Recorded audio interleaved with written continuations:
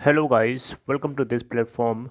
Guys, in this video we are going to talk about Reliance Capital Limited. Reliance Capital Limited से जुड़ी हुई एक update आपको देनी है। एक बहुत ही इम्पोर्टेंट अपडेट है और आपको जैसा कि पता है कि इस कंपनी के अंदर मोनेटाइजेशन प्रोसेस चल रहा है। उसके पीछे क्या कारण है मोनेटाइजेशन प्रोसेस के चलने का? इसको डेट फ्री बनाना है। सबसे पहले मैं आपको ग्राफ के लिए ऊपर लेके आया हूँ, उसके बाद हम लोग बातें करेंगे।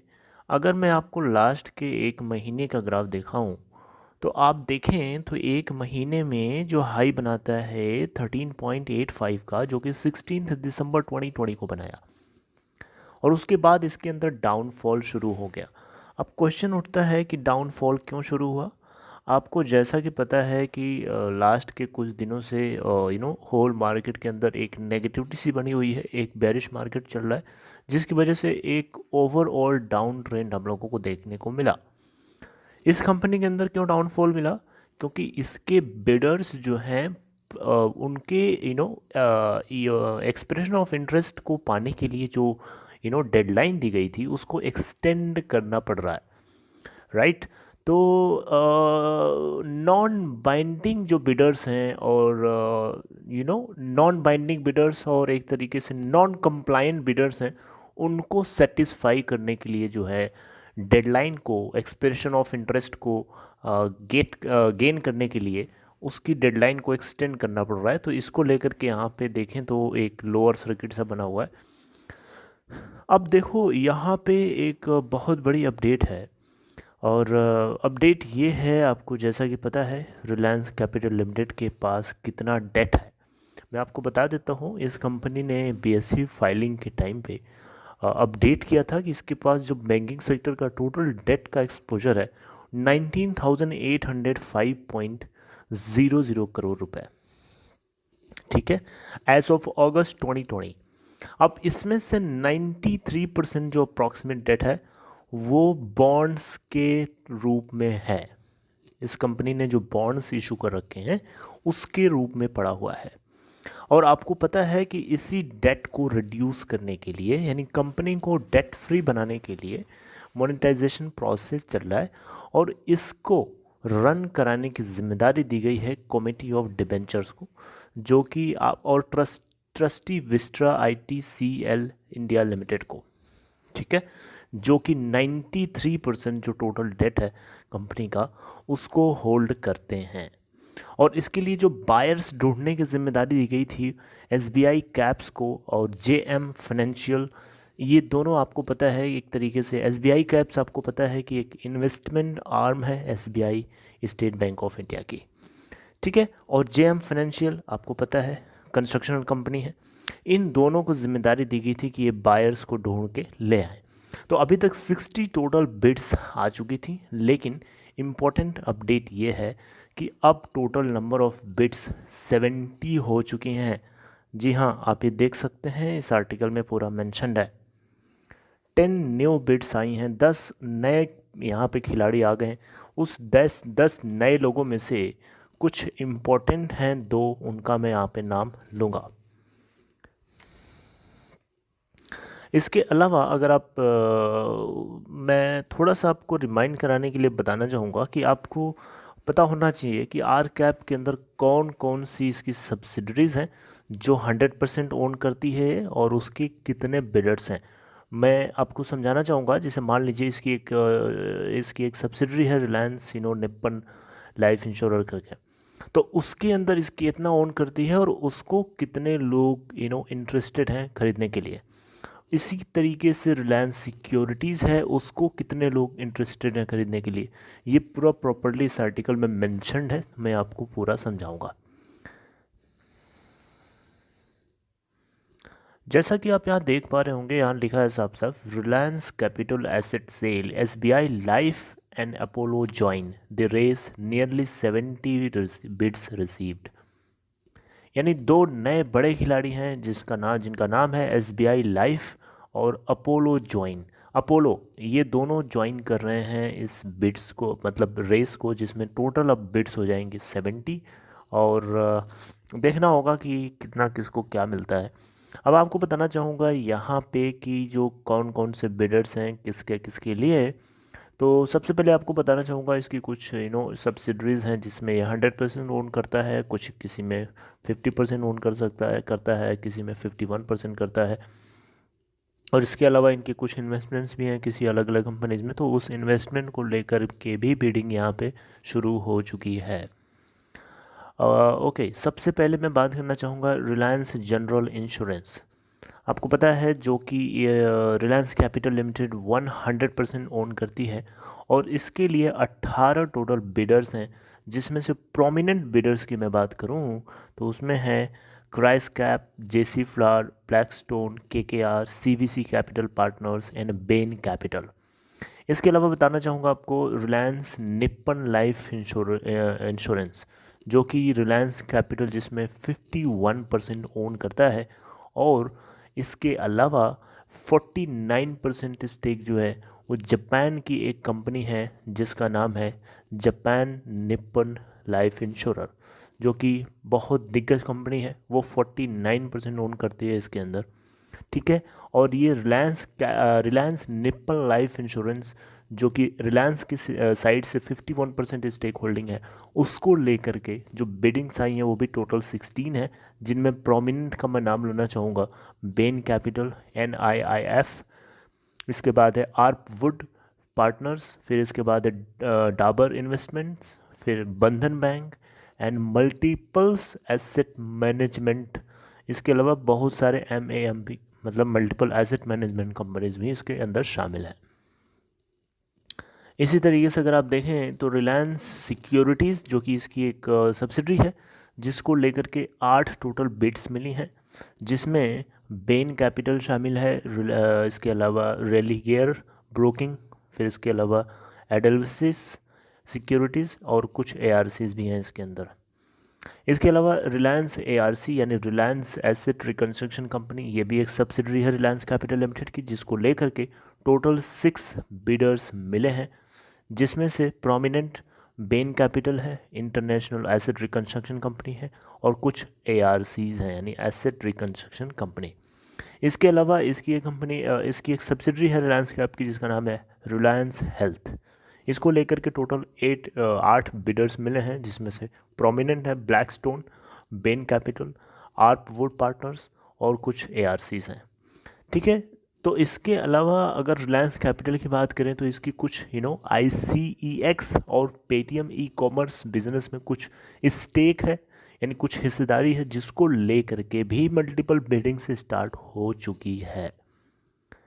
तो ये बेसिकली क्या हो रहा है, ये मोनेटाइजेशन प्रोसेस हो रहा है, और इसका मेन गोल है कि जो R Cap in Reliance Capital Limited की अंडरलाइंग बिजनेस है, यानी जो अंडरलाइंग एसेट्स हैं उनको अनलॉक करने का प्रक्रिया है, अनलॉक करने का एक प्रोसेस चल रहा है,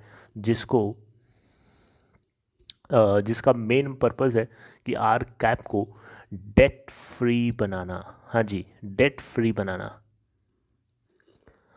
अब यहाँ बात करेंगे Reliance general insurance company RGIL short में, जो कि आपको पता है इंश्योरेंस का बिजनेस है, इसका 100% ओन करती है आर कैप इसके अंदर। इसके अंदर अगर हम पेड अप कैपिटल की बात करें यानी share paid up equity paid up capital की बात करें तो 252 करोड़ है एज ऑफ September 30th 2020, और ये एक 4th largest private general insurer है, कंपनी है जो कि इंडिया के अंदर, और इंडिया के अंदर जो इसका मार्केट शेयर है 4.5% है as of March 2020 in general insurance category या जनरल इंश्योरेंस बिजनेस, और एक कंसिस्टेंटली ग्रोथ शो किया है ईयर ऑन ईयर बेसिस पे। और इसकी जो इन्वेस्टमेंट बुक है एज ऑफ September 30 2020 यानी सेकेंड क्वार्टर में, वो है 12,315 करोड़ रुपीस। और Reliance general insurance company limited जो कि सब्सिडरी है आपको जिसकी मैं बात कर रहा हूँ अभी, ये बेस्ट परफॉर्मेंस भी किया है इवन कोविड टाइम्स की सिचुएशन में भी, और इसने ग्रॉस डायरेक्ट प्रीमियम इनकम जो कमाई है 4,501 रुपीज़ करोड़ की करोड़ रुपीस की during first 6 months of physical year 2020-2021, यानी फिजिकल ईयर 2021 के फर्स्ट हाफ में 4501 करोड़ रुपीस का प्रीमियम इनकम इसने गेन किया है कोविड जैसी बुरी सिचुएशन में भी। सोच सकते हैं कि ये इसीलिए यहाँ पे इसको लेकर के बिडिंग बहुत ही ज़्यादा आई है। ओके, और अच्छा इसके नेटवर्क की अगर हम बात करें तो इसका अच्छा खासा नेटवर्क है। 134 ब्रांचेस हैं, जिसमें से लार्जेस्ट एजेंसी फोर्स है 46,742। ये वर्कफोर्स का नंबर है, मतलब इतने एम्प्लॉयज़ इनके अंडर में काम कर रहे हैं अक्रॉस द कंट्री यानी इंडिया, एज ऑफ सितंबर 30, 2020, यानी सेकेंड क्वार्टर का ये डेटा है। इसके अलावा रिलायंस निप्पन लाइफ इंश्योरेंस, ये रिलायंस जनरल इंश्योरेंस कंपनी की मैं बात कर रहा था, अब मैं बात कर रहा हूँ Reliance Nippon life insurance company, जो कि आपको पता है जिसके अंदर 51% ओन करता है आर कैप। तो इसको लेकर के भी बिडिंग्स आई हैं, और यहाँ पे जो इस कंपनी की Reliance Nippon life insurance company के अंदर अगर हम देखें तो आर कैप की जो वैल्यू है वो है 1196 करोड़ एज ऑफ सितंबर 30, 2020, और ये एक 49% जॉइंट वेंचर है जापान की एक कंपनी के साथ, जो कि आपको पता है 10th largest private sector insurer है। ठीक है, तो ये कुछ पॉइंट्स हैं जो आपको पता होना चाहिए। इसके अलावा अगर आप देखें तो रिलायंस सिक्योरिटी लिमिटेड, जो कि 100% ओन्ड है, सब्सिडरी है आर कैप की, जो बिजनेस क्या करती है, ब्रोकिंग एंड डिस्ट्रीब्यूशन कंपनी है। ठीक है, ये asset class equities, commodities, derivative, currencies, mutual funds, bonds and corporate FDs से रिलेटेड सर्विसेज और डिस्ट्रीब्यूशन का इसका काम है, जिसको लेकर के भी अच्छी खासी बिडिंग आई है। वहीं अगर हम बात करें रिलायंस फाइनेंशियल लिमिटेड की, जो कि आपको पता है 100% ओन सब्सिडरी है आर कैप की, जो कि आरबीआई के अंडर में रजिस्टर्ड है एनबीएफसी के रूप में, यानी नॉन बैंकिंग फाइनेंशियल कंपनी के रूप में, राइट। तो ये क्या करती है, इसका भी अच्छा खासा बिजनेस है, मनी लेंडिंग का काम करती है, फाइनेंसिंग का काम करती है ना। इसके अलावा कैपिटल मार्केट में इसके लिंक्ड है। 49% स्टेक है इसकी रिलायंस एसेट रिकंस्ट्रक्शन लिमिटेड, जो कि 1996 करोड़ रुपीस के पोर्टफोलियो को मैनेज करती है, जैसा कि सितंबर 30, 2020 के अकॉर्डिंग। ठीक है, इसके अलावा 20% स्टेक जो है इनकी इंडियन कमोडिटी एक्सचेंज, अभी मैंने आपको इसको शॉर्ट में बताया था ICEX। ठीक है, और इसके अलावा आपको मैंने एक चीज़ और बताई थी, अभी बता रहा हूँ उसको। तो इसमें इसकी 20% स्टेक है, उसको लेकर के भी बिडिंग स्टार्ट हो चुकी है।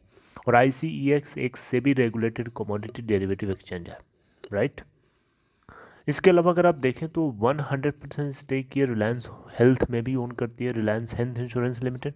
ठीक है, तो उसको लेकर के भी बिडिंग स्टार्ट हो जाए, ऐसे बहुत जितनी है सबको लेकर के लगभग बिडिंग स्टार्ट हो गई है। तो अगर आप देखें तो इन सब चीज़ों को लेकर के रिलायंस कैपिटल लिमिटेड के अंदर एक गर्मा गर्मी बनी हुई है, एक जोश का माहौल है, और एक पॉजिटिविटी है इस बात को लेकर के कि कंपनी जो है बहुत ही जल्दी डेट फ्री बन जाएगी। यही तो लोगों को चाहिए, स्टेक होल्डर्स को यही तो चाहिए, कंपनी के अंदर जितने लोग काम करते हैं उनको यही तो चाहिए कि उनकी कंपनी जो है डेट फ्री रहे, यानी कर्जे से मुक्त रहे, और तभी कोई कंपनी ग्रो करती है। कोई कर्जे से डूबी रहेगी, आप भी अगर कर्जे से डूबे रहेंगे अपनी लाइफ में, तो डेफिनेटली आप ग्रो नहीं कर पाएंगे, आपको प्रॉब्लम्स ज़रूर फेस करनी पड़ेंगी, जो कि आपको हर्डल की तरह करेंगी, रोकेंगे आपको। उसी तरीके से हर चीज़ के लिए होता है, चाहे वो कोई कंपनी हो, चाहे कोई इंडिविजुअल हो। तो आपको ये बातें जो हैं पता होना चाहिए। ठीक है, अच्छा हाँ, मैंने आपको एक चीज़ बताना था, रिलायंस कैपिटल का ICEX के अंदर स्टेक है, और पेटीएम ई कॉमर्स बिजनेस के अंदर इसका स्टेक पड़ा हुआ है। तो इन दोनों को लेकर के भी एक्सप्रेशन ऑफ इंटरेस्ट सबमिट करे गए हैं, यानी इनको लेकर के भी बिडिंग स्टार्ट हुई है। किसी भी तरीके से कंपनी की जो टोटल डेट है 19,805 करोड़ रुपीस का, जिसमें से 93% अप्रॉक्सीमेटली बॉन्ड्स इशू करा है कंपनी ने, उसके रूप में डेट है, जिसको कवर अप करने के लिए मोनेटाइजेशन प्रोसेस कंटिन्यूअस चल रहा है, और उसको और ज़्यादा तगड़ा बनाने के लिए 10 न्यू प्लेयर्स जंप कर चुके हैं रेस में, जिसमें से प्रोमिनेंट SBI लाइफ और अपोलो, इन दोनों ने भी ज्वाइन कर लिया है। तो देखते हैं ये प्रोसेस आगे किस तरफ इमर्ज, मतलब सिचुएशन क्या इमर्ज होती है यहाँ से। जो कुछ होगा definitely I will let you know. This is all. I would like to terminate my talks right here. If you are new to this platform, make sure to subscribe and press the bell icon nearby that to get notifications properly. Last thing I would like to say, if you are interested to open Demat account or trading account, follow the link given in description box of this video. Take care of yourself, guys. Goodbye.